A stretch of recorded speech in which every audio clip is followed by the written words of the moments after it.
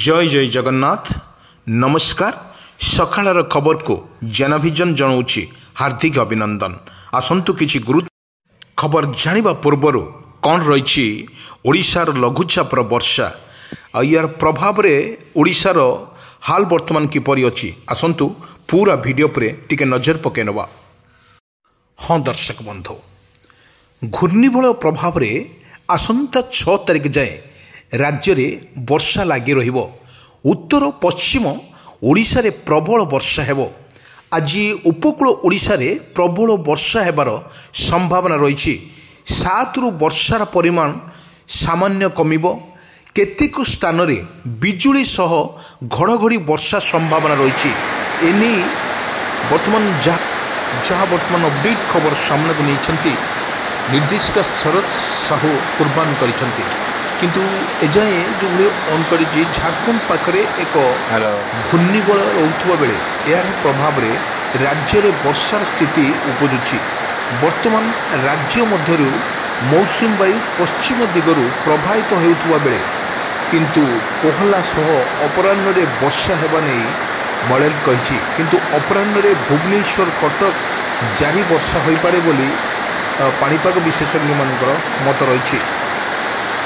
वर्तमान जो अपडेट खबर सामना को गोटे सप्ताह पुणी लघुचाप जनित सप्ताह शेष बेलू पश्चिमबंग निकट में बंगोपसागर में आउ एक लघुचाप सृष्टि होबार संभावना रही। एने पूर्वान करिछि पाणीपाग विशेषज्ञ किंतु जहाँ एवं लघुचाप बेसी घनीभूत होब नहीं सेपटे ओडिशा और झारखंड उपरे सक्रिय थिबा लघुचाप दुर्बल हो बुधवार एवं मध्य प्रवेश उत्तर प्रदेश आड़ को जारी रही आकलन करिछि पाणीपाग विभाग। 6 तारिख पर्यंत वर्षा होबार आकलन करिछि पाणीपाग विभाग केन्द्र।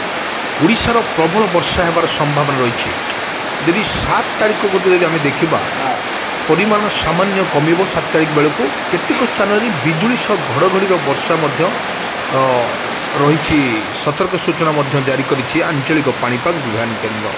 किंतु जहाँ अपडेट खबर सामना को आसुछि झारखंड पाखरे एक घूर्णिबल सृष्टि होइछि ता ओडिशा उपरे अधिक प्रभाव पड़िबो बोली आकलन करिछि पाणीपाग विभाग केन्द्र। किंतु आमे कहि रखुछु जो भली भाव रे वर्षा रोचे लघुचाप जनित वर्षा थिबा बेले ओडिशा रे वर्तमान लघुचाप जनित वर्षा रोचे आपण को विजुअल माध्यम देखा जाउछि किपरि भाव रे रहिछि यार प्रभाव ताहा मध्य स्पष्ट हेउछि। देखंतु विजुअल किपरि पवन रे बेग सहित तुहाकु तुहा वर्षा लोक मानकु अस्तव्यस्त करूछि। किंतु आमे जदि देखिबा कालबैशाखी वर्षा थिबा बेले किंतु लघुचाप वर्षा मध्य जारी रहिछि ओडिशा रे। आमे देखिबा जो लघुचाप वर्षा जनित सारा ओडिशा रे जारी रही वर्षार परिमाण वर्षा तुहाकु तुहा वर्षा मध्य जारी रही बेले वर्तमान आकाश मेघाच्छन्न रही। आकाश मेघाच्छन्न रही बेले वर्तमान घूर्णिबल प्रभाव रे आसंता 6 जाए राज्य रे वर्षा संभावना 7 रे कमिबो बोली आकलन करिछि आंचलिक पाणीपाग विज्ञान केन्द्र।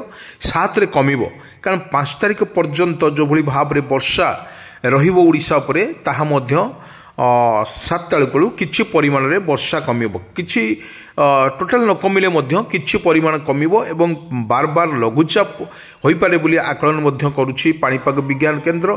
किंतु आमे देखुतलु 7 रु 7 वर्ष रे परिमाण कमिबो एवं केतेक स्थान रे बिजुली सहित घड़घड़ी मारिबार संभावना रही। किंतु पश्चिमबंग दिगक यह प्रभावित होता बेले पागर कोहला सह किंतु सकाळर जो भली रही आज पाग रही आकाश मेघाच्छन्न रही। झिपिझिपि वर्षा जारी रही अनेक जिले में झिपिझिपि वर्षा जारी रही।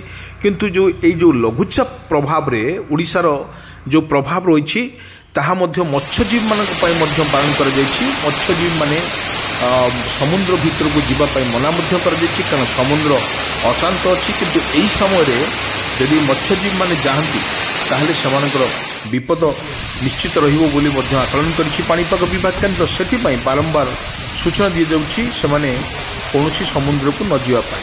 किंतु जदि 7 तारिख कथा जदि कहबा 7 तारिख परिमाण में किछि वर्षा कमिबो एवं चाष अनुकूल ठीक रहिबो बोली आकलन कराଯାଇଛି।